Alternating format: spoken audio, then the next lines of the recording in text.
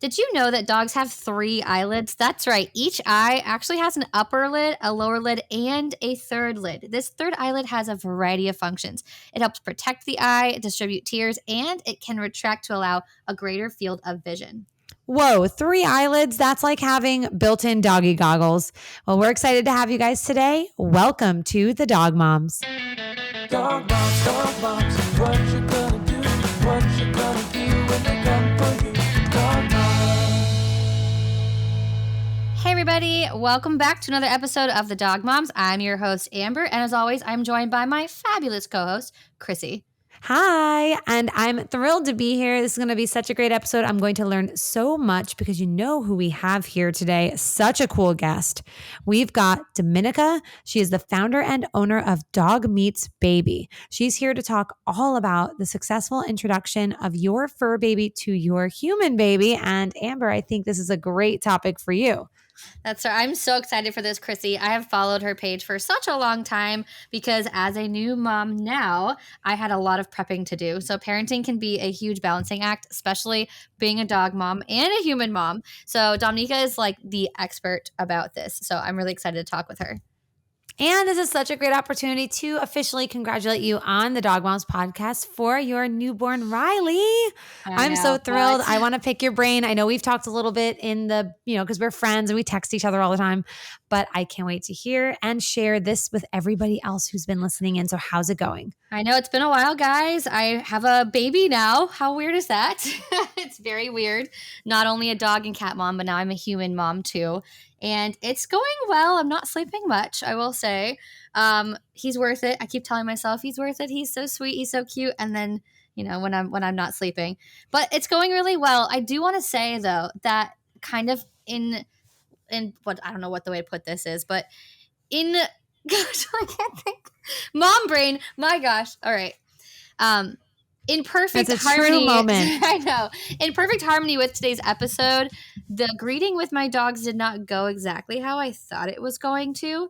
And we did a lot of prep. I did things where I introduced them to all different equipment. I introduced them to baby sounds, to a doll. We started having them sleep outside of our room. We started gating them behind things. And so the dogs have been prepped really well. And we were actually more nervous about how the cats would react than the dogs.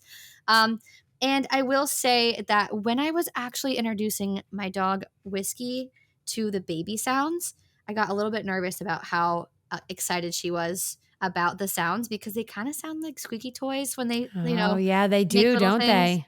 So I would That's put right. the baby doll inside of like a bassinet and then play baby sounds, and she was like obsessed with it. So it kind of got me a little bit nervous, but we did a lot of work with it, which we're going to talk a lot about in this episode. And when I brought baby Riley home, my dog Oakley, who's usually the most passive guy in the world, was actually like over the top excited. And it took like 4 or 5 days for him to actually like be calm when the baby was in the room. And I wasn't Was he just like nose pushing and like stuff like that? So he just like really wanted, and he did this when we brought our kittens home too. He wasn't acting like he wanted to hurt the baby, but he was just like whining every time the baby was around. And then if we were holding the baby, he wanted to like push his face in it and like stick his nose in his face.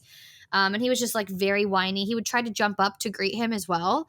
And so he was just overexcited, which I didn't expect from Oakley. Like, Oakley. I know Oakley. He's not usually sits like in a that. chair and he chills. He's super chill. He's usually like a chill, super calm guy. But with the baby, he was really excited. And so it was really lucky that we had the gate and we had lots of things in place. But it took some time to kind of adjust him to having the baby around. And every time the baby would cry, all of my dogs would come running to see if the baby was okay. How interesting.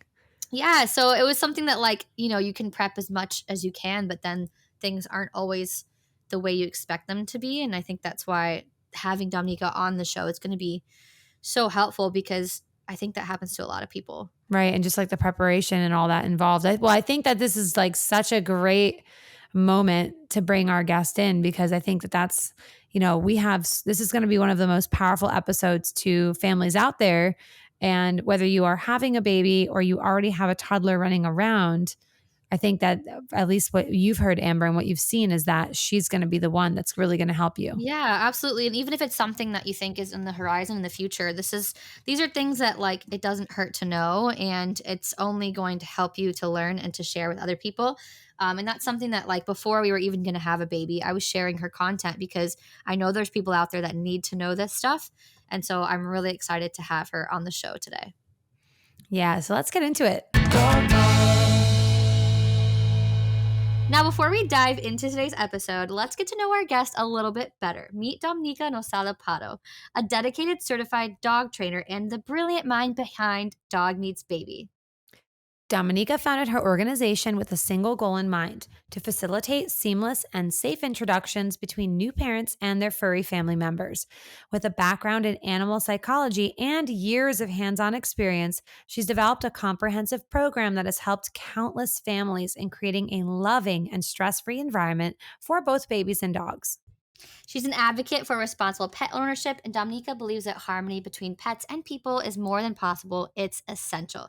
So, if you've ever wondered how to navigate the complexities of a growing family, you're going to want to stay tuned to this episode and hear what she has to say. Well, hi, Dominika. Welcome to the show. I am so excited to have you here. And you are just like the dog and baby expert. And you're also a fellow dog trainer. So we're both really excited to talk to you, especially since I have a baby now. He's no longer in my belly. Congratulations. I mean, Thank you. I knew about it. I've been following you on Instagram. Yeah, I'm super excited to be here.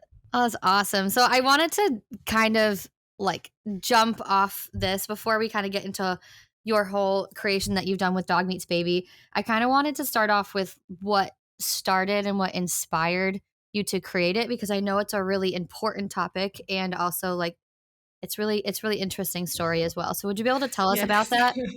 Yes, absolutely. Yes, I have two kids. They are twins, and they were born 7 years ago now. Twins. I don't envy you. Yeah, I don't really remember the first 3 months. It's like a fog. Yeah. But we survived. And so what happened? I have a yellow lab. She will be 13 this December. Wow. She was 5 back then, and she's sweet, and she wouldn't hurt a fly, and she's very well trained and very well prepared, and I thought I did everything right. And I think I mostly did. I mean, I know I mostly did. But what I didn't know at that time, even as a trainer, I didn't know that a dog could have such a strong predatory reaction to newborns. I mean, I've heard of this, but it was really, I didn't really register. I didn't really plan for this. So when Lola came, so my kids were, I had a C-section, then my son needed some NICU time. So when we finally, both kids and the parents, we were home, she was with a sitter, with her dog walker. So it was someone that she knew. She had plenty of fun there. So she was definitely not stressed. She was well exercised. And when she arrived, the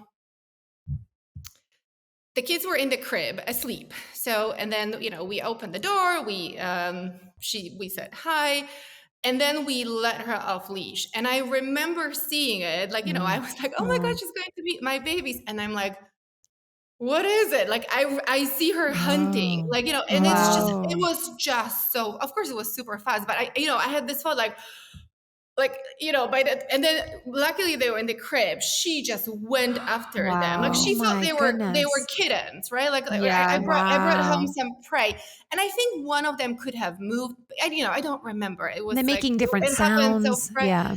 Maybe one of them made a sound, but she just noticed them and she just went, she was laser focused, just hunting, right? Like that position, like boom. Right. Like it's a squirrel. It's just like a little squirrel you brought in the house.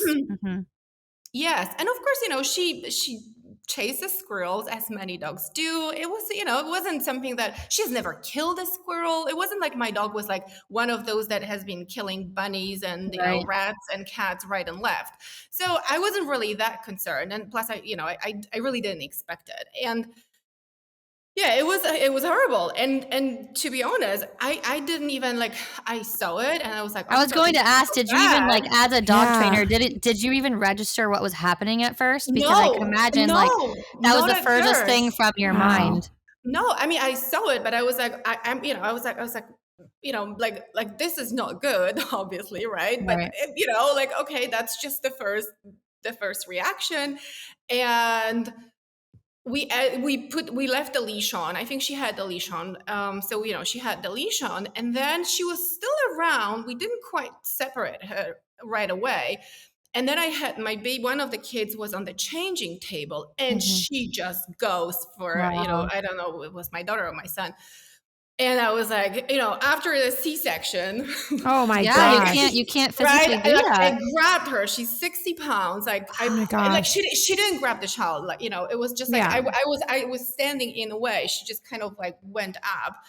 And I just grabbed her and I was like, we put her in the crate and I'm just like sobbing and telling I my cannot husband, even like, imagine like the stress that you were dealing yeah, with. you as a Wow. new mom, you can definitely relate, right? Like, it's just like, but the main thought was like, she's my baby. Like, I cannot rehome Right. Lola. And I'm like telling my husband, we cannot rehome her.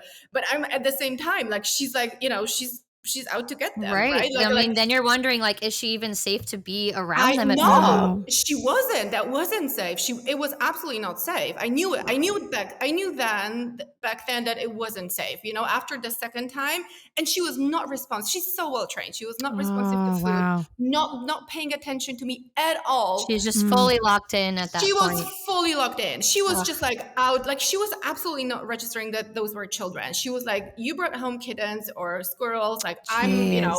I'm hunting. She was hunting. Yep.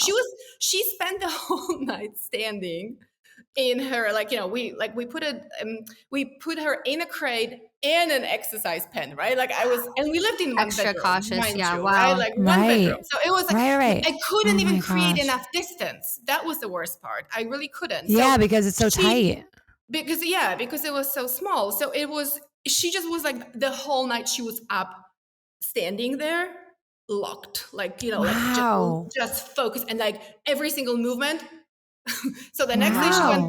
she went back to her dog walker, because I was like, I was devastated. I was like, this is not good. Like, I just need time What are to you think supposed to what to do? do. Right. And I was, of course, I was barely You're not functioning, right? sleeping.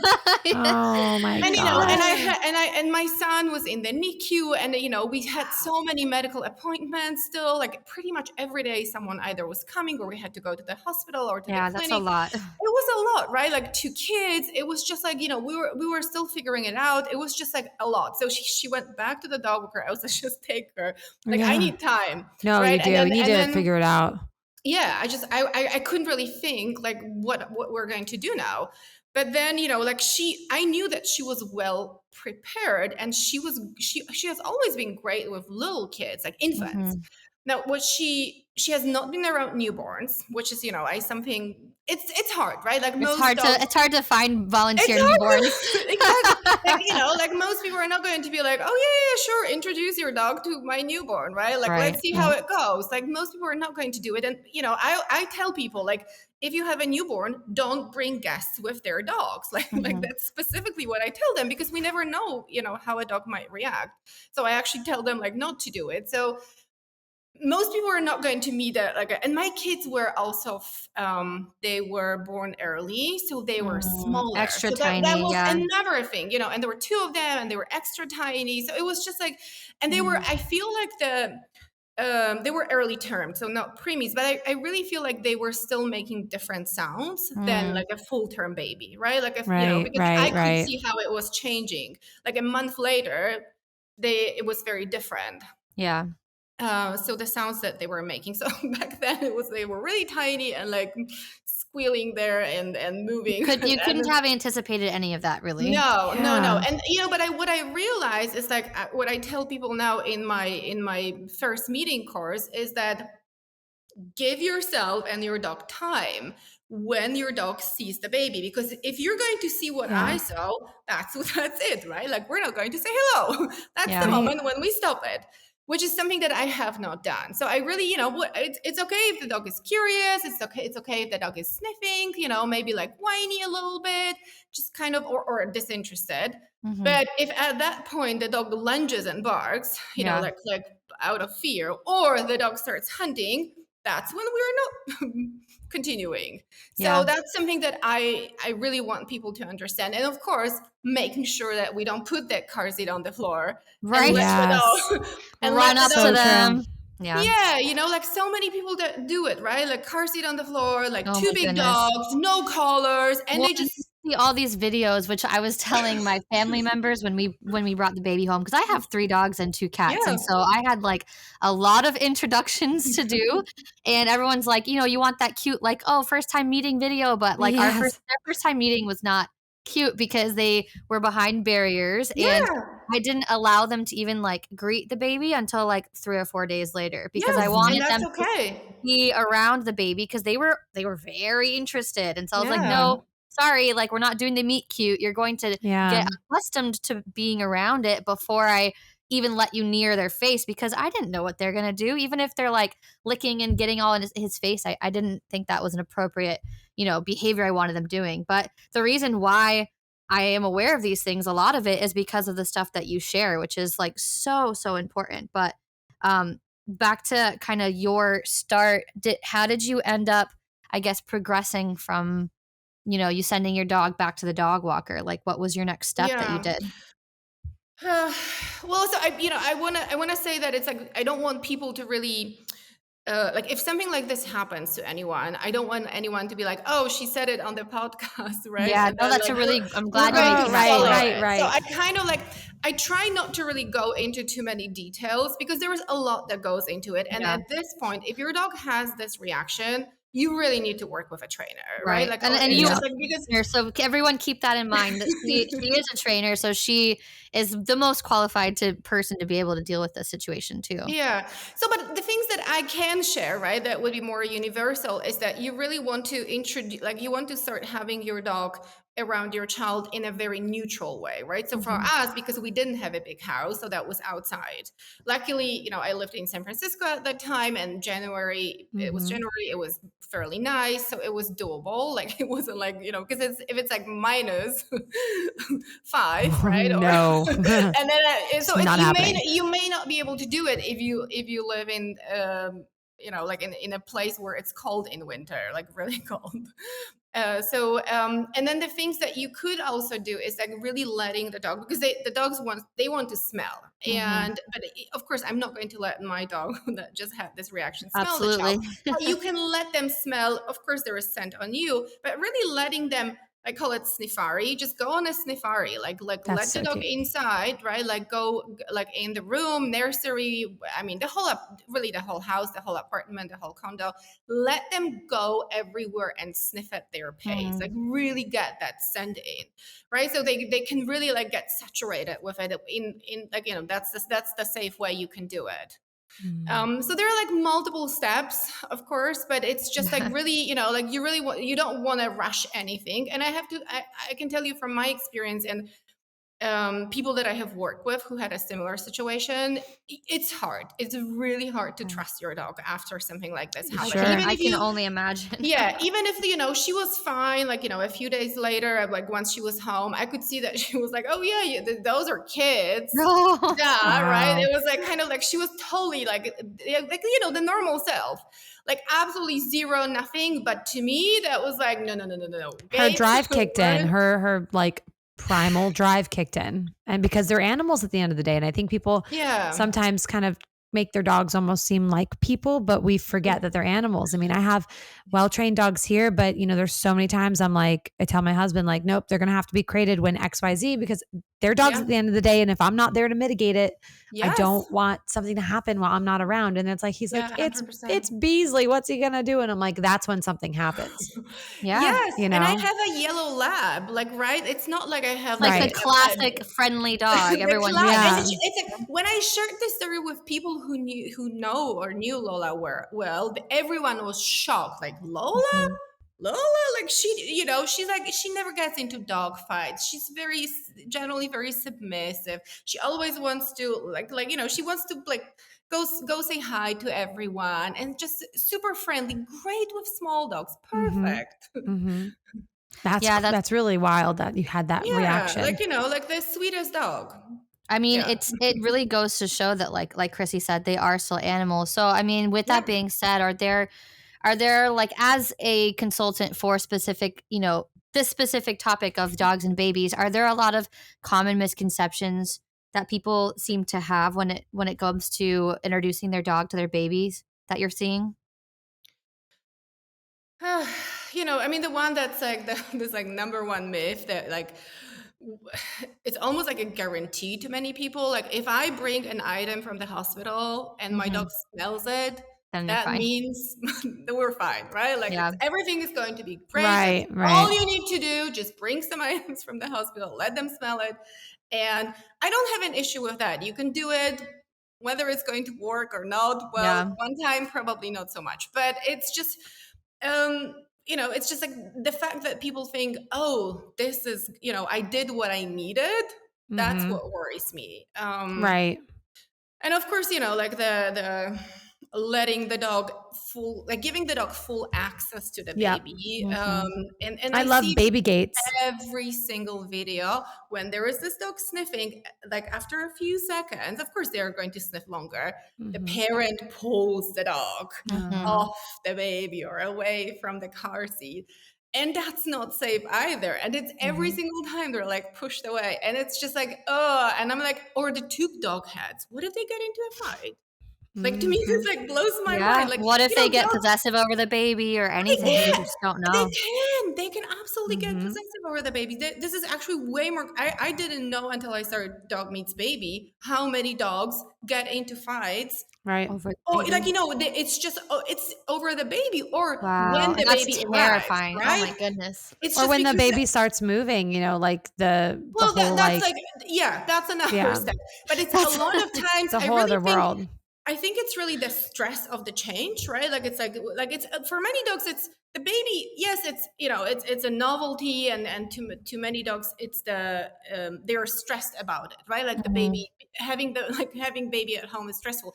But the next thing that is very stressful is that the things have changed, and if you have not prepared your dog for this, like the simple one will be like, the dog used to sleep in the bed with the parents, and now Yeah. that they thought that they were going to continue. Now, one of the dogs growled when they brought the child from the hospital. Now the mom is in the bedroom, barricaded, and like, I cannot Yeah. have the dog here because this dog is going to like hurt my baby. The mom is crying, the dog is howling and barking and scratching, the baby is crying, and it's like Yeah. mayhem, right? Yeah. And it continues. Now the dog is stressed because the dog was kicked out of the bedroom and probably spends a lot of time isolated. This is what affects them much more than the baby. Mm. Yeah, I'm sure people don't even think about that. I mean, majority of people, I know that I certainly realized and I cried about it a little bit that I was not going to have the dogs and cats in my room anymore. But, a few months earlier, I had started separating them and putting a gate downstairs. So by the time baby was Yeah. here, they don't expect to come in the room anymore. But that's Yes. something that we do, I think, as new parents, think about that initial greeting, but we don't think about all the different changes in their life Yeah. as well. Like going on a walk is going to look different now. And so Yes. there's so many little things that I think that we don't realize. And would you be able to give our listeners some examples of common things that maybe new parents might be missing besides just introducing the baby or not Yes. sleeping in the room? Are there any other things that Or you some think things get that they could put in the room or put in the house. Like I know for me, the one first thing I did was like multiple baby gates, and that was a Yep. blessing. Yes. So I had safe Yeah. spaces. They had safe spaces, but we still could kind of feel like we were together. Yeah. Yeah, very much this. I really think that many parents, like especially when you're pregnant, it's so great to cuddle with your dog, right? It's just like you spend this time together and it's just your dog. I mean, so many people, every time I ask for pictures or videos like dogs on pregnant bellies, Mhm. this is when I'm flooded. It's like I get like a few thousand of them. Like Yeah. Wow. I'm not kidding. Like this is Wow. what people love to share, right? Like it's just like probably number one thing that people really love to share, which is I get it, of course. So now, but if this is, and some dogs become very clingy during the pregnancy. So if you do this like for 9 months, or let's say for like 6 months, and then the baby's born, and it's not even that you have to like maybe your dog can be around, but they cannot really stay on your belly anymore, right? Because now you have the child, and it's like cluster feeding, and and the contact naps, and then after like doing this for like several hours a day, and at night, and then again, and the next day, right? You probably And don't want a dog on top of you as well. and you're touched out, right? Like you're like, okay, I really need a break now from like people touching me.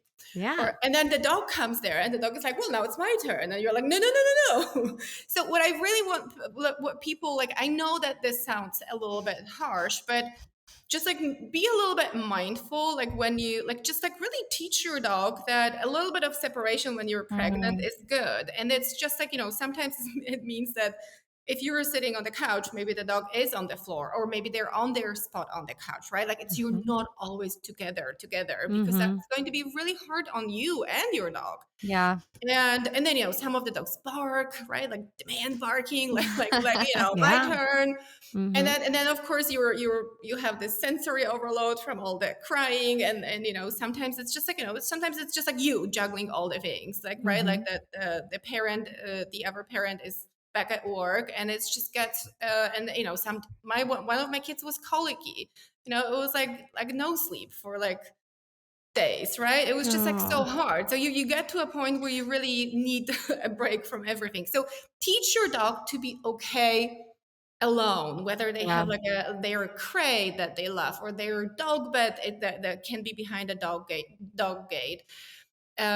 baby gate. And this is even more important when the child is crawling, or when you have visitors with kids, like even if people know my dog and they know that she's well trained and I'm a trainer, most of my friends who are not dog people, they ask me like, okay, can we put her somewhere else because she's so big, because because she licks my child, or even if she was not really licking, but she's not really into it. But like kids get scared, right? And not everyone wants to have like you have 3 dogs, like 3 dogs join a play date, right? Of like, like 2 or 3 6-month-old kids, and then like, okay, yeah, let's have like a joint play date. Most parents are going to be like, well, I actually came here to like relax, right? And like let the kids hang out, and not be like, oh my God.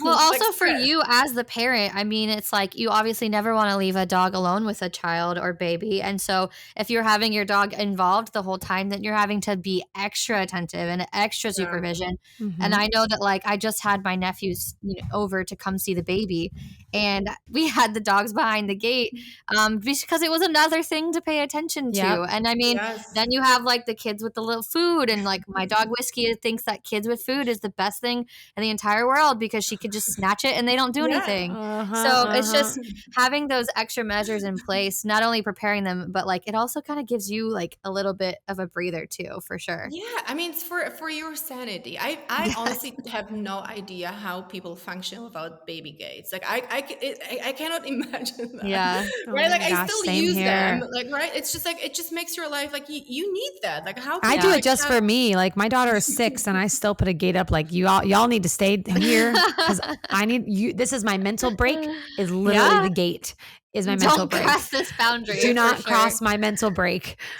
Yeah. No, I mean, we used to like, we like my kids, like they like build something, right? And then the dog comes over, and yeah, she loves them. Of course, they're older, so it's not like I'm worried.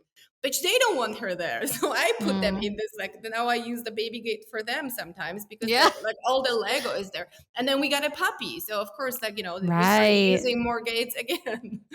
Wow, yeah, that's such a good point. And I will say that like, before the baby came, again, this is something that like I love what you do because you share so much of such a wealth of knowledge. But before the baby came, we had the gates installed well in advance, so the dogs were getting used to being on a separate side from us. And now that we have it up in the middle of the house, like we used it for ourselves before the baby was even here. So but yeah, and doing that in advance, I think of people don't necessarily always think about, and that's why I love what you do. So would you be able to tell our listeners a little bit more about how your dog and your baby situation inspired you to kind of create something to help everyone with their new babies and Yeah. dogs? Yes, absolutely.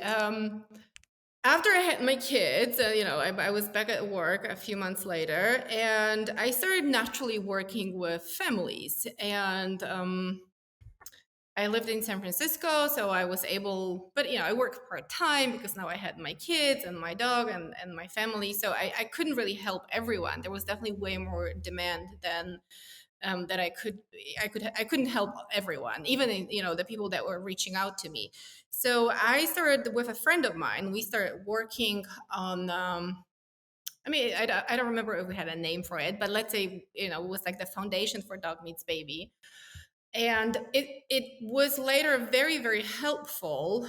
And we were working on it when my kids were at preschool and her daughter was napping, so you can imagine that the naps were always shifting because we started Oh working when she gosh. was like 6 months old, and then we worked until she was 18 months old. So it was like was always a different schedule, Yeah. and sometimes we had to cancel, and sometimes so we're kind of working on this. And then the pandemic hit, and Mm. my kids were home with me, and it was interesting. It was definitely different because I couldn't work in person, and at first I wasn't really doing online sessions. So I had, even if the kids were home, I just felt like I should do something productive with this time that I suddenly have. Yes. And I just started. I thought about it, and I really liked Instagram. I still like it, but now it's more work. Back then, it was Mm-hmm. just fun. So I was like, okay, I'm just going to start this project on Instagram, Dog Meets Baby. And I just started posting, and a friend of mine, I hired her. She was a social media manager, so she helped me a little bit in the beginning, and it just took off. I was really lucky that one of the bigger accounts recommended me on um, it was the 4th of July. And, Oh. it was very, very helpful because then I suddenly gained many, many followers that were exactly the audience that I needed. Mm, Got it. And That's then, great. and then it just kind of, like people started discovering the account, and it just, I really didn't. At first, I was posting more about activities for mhm, children, like preschoolers. It wasn't even what I did, but people started asking questions, and what I realized was that there are so many moms, especially, mhm. who are so anxious about the first meeting, Yeah, and some of them were telling me like labor, I'm not worried about that, but yeah. Oh.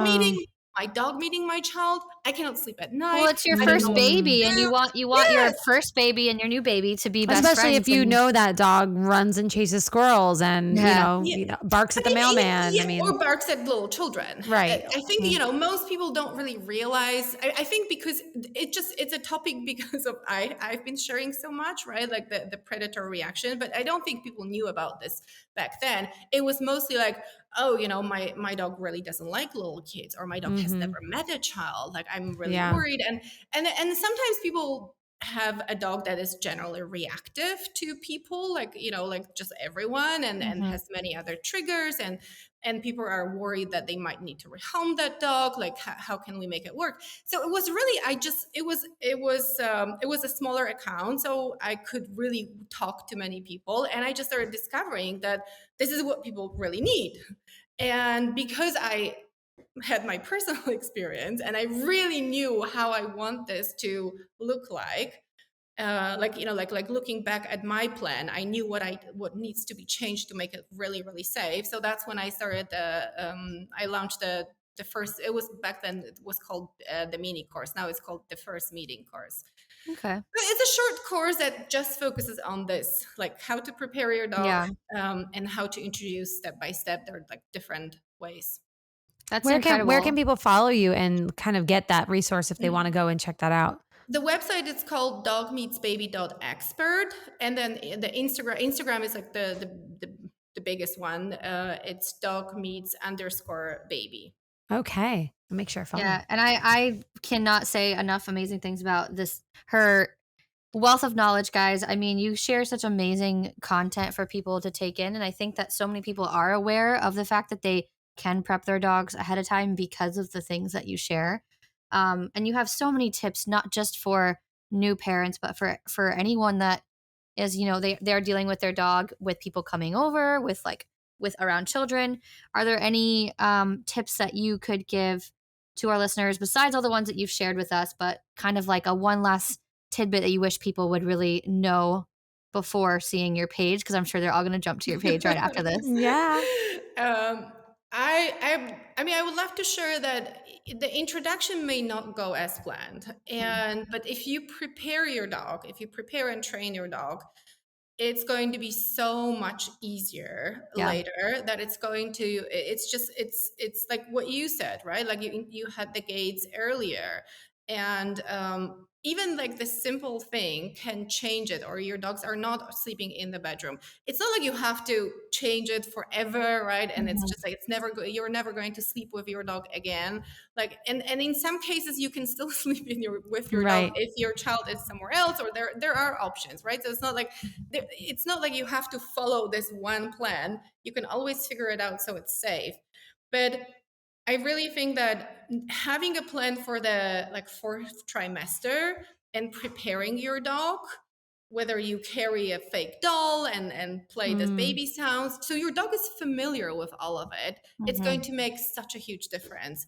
One of the most popular posts is always about guilt and resentment. And what I see is of course, you can still go through this. I definitely felt guilty because I didn't, I stopped nose work with my dog, right? I'm spending less time with her. I think that especially the dog moms who are so right, so you're into talking their right to dogs, my heart right now. right? It's really hard. It's really hard, But it's temporary. It's temporary, and of course, and there's and your dog still loves you, and your dog still has a great time, right? Like my dog, is definitely not upset.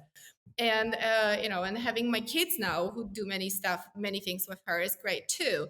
But yeah, you feel guilty. But what I feel is that the resentment, especially, it really comes back to not having a plan for that, for those first few months. Right. Really like maybe the introduction, that's where it stops. And then people kind of thought, oh, it's going to be fine. And now suddenly you cannot walk your dog because maybe you're you're healing, and maybe you had complications, right? And it's just, and you never, no one is really prepared for the baby. That's right.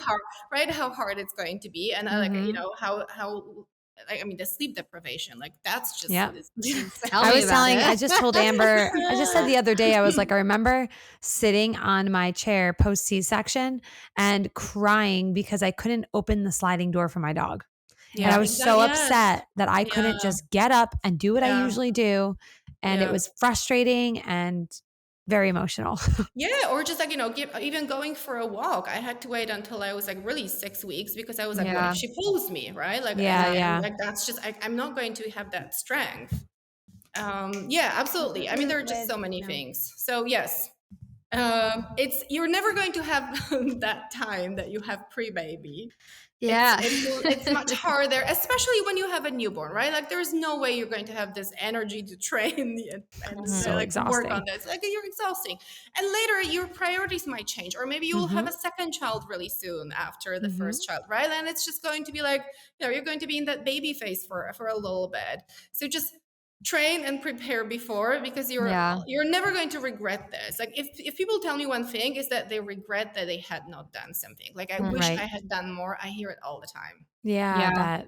That's such a good point, and I'm glad that you mentioned that, because it's something people tend to forget about, I think, for sure. So I really hope that this kind of encourages and inspires people, for sure, and that they can go to your page, Dog Meets Baby, on Instagram, and your website, which has amazing resources for any new parents, and even people who already have kids. I know you have some resources for older kids as well with dogs, which is extremely important, I think, for everyone to check out, because even if you don't have a kid, or you want a kid in the future, you are going to come across kids with your dogs at some point, in your life. So I think that's really important. And I know that your stuff has been really encouraging for me as a new mom, which has been super helpful. And yeah, just like you said, things did not go as I thought they were going to go when I first brought the baby home, and recovery is not going the way that I want it to go. But I'm really grateful that my dogs are flexible and they adjust. And that's something I think we don't give our dogs enough credit for either, is that they, like we were talking earlier with Chrissy, my dogs are just hanging out with me, and that's what we're doing today. And I feel guilty about it, but they seem pretty content, so I should Right.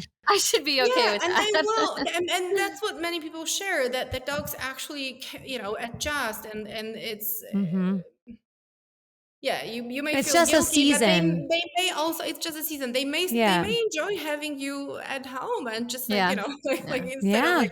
like training every day, they might be like, that's actually nice too, right? Like we're all Yeah. home, and Yeah. it's just like like I always tell everyone, like, don't like feeling guilty, like our lives have changed, and it's just like their lives have changed too. It's not like we Yeah. Yeah. chose it, like, it's just like it's an adjustment for everyone. That's right. That's so This true. has been so awesome. I just want to thank you so much for coming on this podcast, and I am really excited to have you on this podcast so people can learn from you because you're incredible. And if you guys haven't checked out her Instagram, check it out. It's dogmeets_baby. Guys, it's such a wealth of knowledge. Even if you don't have a baby, like you're not gonna not learn something. You're going to learn something from their page. It So might it's even just help your dog with children even if you don't have kids. So like yeah. you're going to run into children probably in your everyday Yes. outings and things like that as well. So it's a wealth of knowledge. This has Thank been you. awesome. Well, thank you so much for coming on the podcast and sharing all of this Yes. with us and your story, which honestly, like, look what ended up happening because of it. So it's something that ended up being a great resource. I know. I'm like, in a way, I'm grateful that it happened to Right. me, right? Because I knew what to do with it. Yeah, that's so true. Yeah. Well, thank you again for coming on. We are Yes, so thank grateful you. for Thank you you. coming on the show, and we hope that everybody enjoyed this episode. And be sure to go check out Dog Meets Baby to learn all about Dominika and all the amazing stuff she's got going on. Thank you so much for having me. Yeah, absolutely. Bye. Bye. Bye. That was a great episode. I especially loved listening to you, Amber, talk to Dominika and just share your experiences there. And I know Riley is probably a handful right now, but I'm so excited for you. Before we move on, because we have something really exciting, this is about our followers and our listeners. We have some questions to take that you have submitted. So let's get right to it and see what we can do to help you out. All right. Our first question is Jasmine from New York City. Hi, Chrissy and Amber. I know you both love spending quality time with your dogs. Can you share some unique and fun activities that you enjoy doing with your own pets? I'm always looking for new ways to bond with my fur baby. All right. Well, that's a really great question. I love to do a lot of different things with my dogs. To be honest, I don't do certain things as much as I wish I could. That's all because of work and life and travel. However, some of the things that I love to do that you would consider quality time is I love to do trick training. I wish I could get more time to do some more things like that, but I really do enjoy hiking. That's something that I really look forward to with my dogs. Or there is a local field nearby that we take, like it's a soccer field and it's a really nice local place to go to. But I just like to go out there and sometimes we just like throw a frisbee or we just hang out. My dogs just get to sniff around and kind of get there. As I learned recently, people call it a sniffari, which is really fun. That's so true. And I think that Safari is a great lead off point because something fun, especially with the lower activity that my dogs and I are having right now, is sometimes I just like to let them lead me on a walk and decide where we're going for a walk as long as it's safe. But we'll just kind of like let them decide the path that we're going on a walk. And I find that to be really interesting because my dog Tucker always takes us to the coffee shop down the street because they have treats and food there. So I love he's that. pretty predictable to find out which way we're going. And my dog Whiskey always takes us to like the little nature trail by our house where all the critters are. But it's really fun to see like what they want to do on our walk and which way they want to go. And I think it's just a fun, unique way to get to know each of their personalities a little bit more. This next question is from Michael in Miami. He says, "Hey guys, I'm curious how often you bathe and groom your dog. My dog tends to stink. In Florida, we have lots of Mm. humidity and he gets real stinky real fast. What do you guys like to do about grooming?" Well, Michael from Miami. I used to live in Miami and my dogs stank when they lived there. I'm not going to lie. Actually, my dog Oakley got like the worst paw BO when he lived there. He still does Really? if it's hot outside. Yeah, because you know how dogs sweat through their paws? Yeah. Well, when they sweat all the time from their paws, it gets kind of stinky. So I you guess can that Frito Well, smell. no, it's like BO. They say it smells like Fritos. It's supposed to be a good thing. Well, guys, Oakley's feet smell bad, I will say. But so it depends on the type of dog for sure. But I know it with at least Oakley, most of his smell comes from his feet. And so I will like use specific wipes and like paw, like cleaners. Mhm. But when it comes to grooming the entire dog, it depends on how stinky they are. Like, My how often long-haired do you dogs, bathe them? yeah, my long-haired dogs get a bath maybe every month or two. My short-haired Mhm. dog gets a bath at least once a month because he gets gross. So, Yeah, isn't that interesting? So I was just thinking about this with my husband. Like, he's like, why is it that Beasley, who's shorter coated, will like be grungier sooner yeah, than these long coated dogs that have a lot of layers and you would assume it yeah. just gets all up in there. But the truth is that, like, well, I think it's because his coat gets a little oilier quicker. And Mhm. so he doesn't have like a protective coat over that coat. Yeah, well, it's And so it's interesting to just like, think maybe, like, gets the stuff gross gets caught, like, I know with my and longer hair smells. dogs, if they get stuff in their hair, it will, like, come off as they run around, but maybe with the short-haired dog, it just gets more on the skin. So I'm Yes, and not. so yeah, I feel the same way, like, bathe once a month, right? And then brush like, for me, I probably brush t twice a week. I probably should do it Yeah. more, and I I'm the brush I worst brush the because short-haired dog more for sure. oh, really? Yeah. Interesting. Because he sheds like crazy. Oh, So, he like, does the shed a lot. longer Yeah, haired yeah. dogs, I will have to brush, but, like, I could just do this with Yeah. their hair, and it will kinda, like, Right, right, jostle out right, stuff. right. He gets gross. I understand Michael from Miami. My dog gets stinky too. So I think it's like once a month for bathing, a couple times a week for brushing if you can. But if you want to do specific things that I'm terrible at and Amber gets after me, like trimming feet, I am really bad about that. My dogs are notorious to have grinchy feet. But I thought that was really funny. Yeah. That was a good question though, because I think there is a lot of variety there depending on your dog and what's going on with them. But it sounds like we're on the same page for the most part. All right, we have another question here. It is Tim from Dallas. Says, "Hello, I'm a new listener and totally addicted to your show. Thank you, Tim. That's Aw, thank exciting. you. You often mention training and activities you do with your own dogs. Can you share some fun activities that have also served as a good training exercise for your furry pals?" Wow, that's a That's a good very good question. question. I know it's It's a big, so good many answers. one. I'll let you start off. Okay, I'll start off because I'll go with kind of the obvious ones. We love to play frisbee, and we also do trick training, and so areas that is entertainment based, just like it's fun, go off and do it with the dogs, actually ends up being great education for them and myself because we like to compete in frisbee. So we're applying sort of that fun method of disc into competitive freestyle, and then with trick training, as Amber does as well, we use our trick training to also segue into live performances and our set work. So there is actually some great fun you have with your dog, but your dog is actively learning the entire way. Yeah, I love doing frisbee and tricks and all that. And I think that, sometimes people think like, oh, it's not necessarily something I can apply in my everyday life. But I know with trick training, it can be really helpful for just your bonding experience with your dog. And you might be surprised teaching your dog doing something like back up can be really helpful sometimes. But when it comes to training exercises that can kind of help your day to day life as well, I find doing a lot of like impulse control games can be really, really good mental exercise for your dog. So sometimes just having your dog like wait before you throw the toy and then telling them to go get it, or having the toy or a treat on the floor and having them come to heel and walk with you to it. All of those things, they don't require a lot of space. They don't require a lot of like creativity because you're just doing basic exercises, but just increasing the difficulty a little bit more, like having them hold on to that excitement and that impulsiveness that they have inside of them. And that could be a really good exercise for your dog's brain, to really work on containing that and then being told to go and get it as soon as you tell them to. But I like to do those things with my dog Whiskey a lot because she is extremely impulsive. Very, very impulsive dog. So those are things that we try to do often, even just when we're playing fetch with a toy in the house, so she can kind of learn to like hold on a second, listen to mom before you go totally bonkers. But that was a really great question, Tim, and I hope that Yeah. gave you some ideas to try with your dog.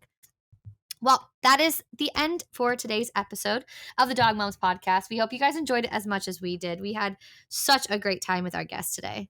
Yes, we want to thank our amazing guest. Please go follow her. This is Dominika Knossalla-Pado, and you can follow her on Instagram and her website. Yes, and we want to thank you guys for tuning in and for sending us your questions. We love to hear from you guys and learn all about your dogs. And if you like this episode, please leave us a review, subscribe, follow, like, share, all the good things. And you can also follow us on our social media accounts for more updates and more content. And don't forget to check out our website, dogtv.com/thedogmoms for more information. You guys can send us your questions there, and you'll get more resources on all things dog moms, dog care, just all the stuff you need to be a good dog mom.